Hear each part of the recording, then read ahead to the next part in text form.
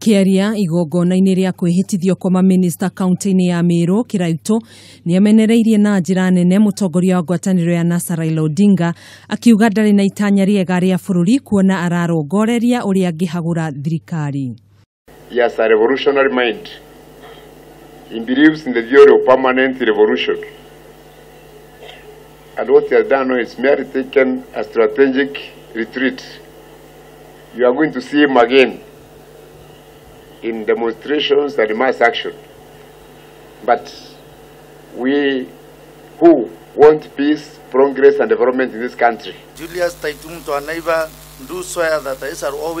Kiraitu niongereire kuuga bũrũri ũyũ nĩ ũgereire maũndũ maritũ marĩa macũngĩrĩirio nĩ atongoria a mũng'ethanĩro nĩ ũndũ wa itũmi cia kwĩyenda o ene hatarĩ rĩciria rĩa kũrehe ũthii wa na mbere.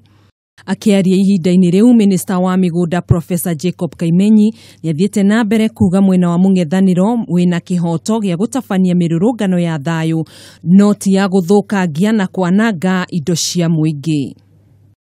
It is one's constitutional right to demonstrate, but it must be done in a peaceful manner, not with stones, not with rungus, not when people burn other people's property of innocent citizens. It's very unfortunate. Those of us who choose not to demonstrate have a right.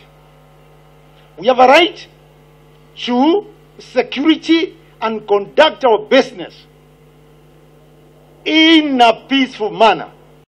Oho ni morĩtie kamĩtĩ ya ithurano na mĩhaka IEBC gũthiĩ na mbere na gũtabania gĩthurano gĩa gũcokerwo tarĩki 26 ta ũrĩa kĩabangĩtwo kana Raila nĩ akanyita itemi kana ndakanyita. Handũ-inĩ ha Kameme TV njĩtagwo Gathoni wa Ng'ang'a.